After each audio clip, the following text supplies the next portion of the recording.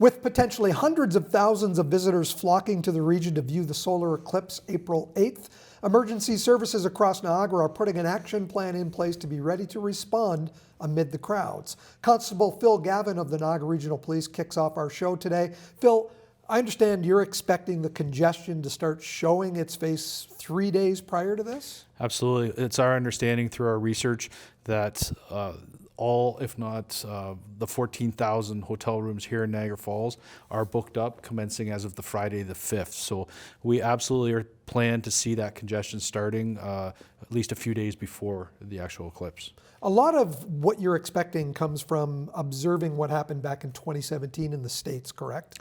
Yeah, absolutely. In 2017, in August of that year, a solar eclipse went through the United States. It went through the path of totality, had 14 states involved.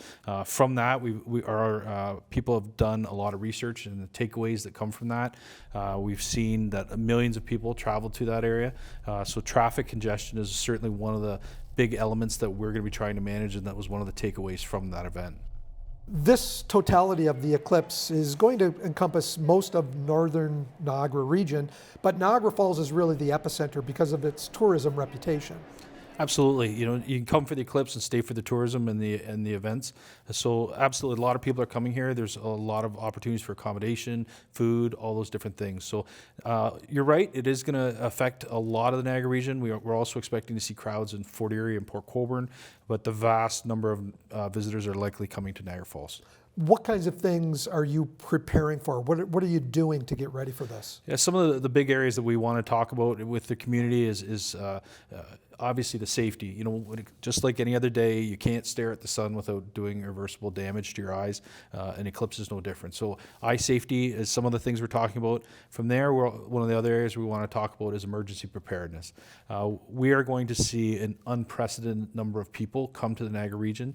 It's believed that it's going to be 2 or 3 times at least what a New Year's Eve event is, bigger than the Nick Walenda show. So emergency preparedness in terms of plan ahead if you're a local, if you're a business, how to change your schedule. And then when we want to talk to the visitors who are coming here, is that, you know, it is a real possibility that they may be stuck on the highway leading into Niagara for an extended period of time. So we want them to plan. If the extent of their planning is they book a hotel room and jump in the car and head down here, they may run into troubles. And then lastly, we want to talk about the congestion, is the traffic congestion, is that there is a finite number of vehicles that the roads of Niagara will hold, and this event is likely to exceed that number. And what that congestion will look like may be unprecedented in Niagara. I heard from the chair of the Ontario Eclipse Task Force that in the States in 2017, it took some people 1 hour to get in to view the eclipse and 12 hours to get out. Well, and that could be the case. Is getting in is one thing, and getting out is obviously can be another. When thousands of people all want to leave your city at the same time, that can be a challenge. So getting out is also part of the plan. We're hoping that the concert now that's being held in Victoria Park may help break up the crowd a little bit, where some people may stay for the concert that's later on in the evening. So we're hoping that people will take the time. There's more than one way into Niagara Falls. If you follow your GPS, you're coming down the 420 at Stanley, and that's where you may get stuck for a few hours.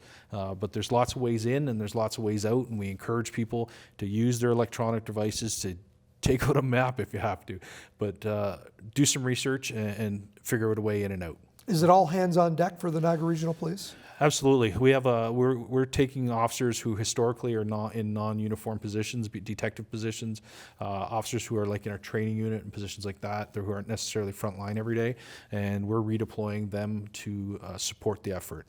So absolutely, we're having there's a lot of planning that's happening in a lot of different levels, and we're working very closely with our other partners at the law enforcement level, locally, provincially, federally, and then all the different community partners in there, whether it be municipalities, road services, construction companies, Coast Guard.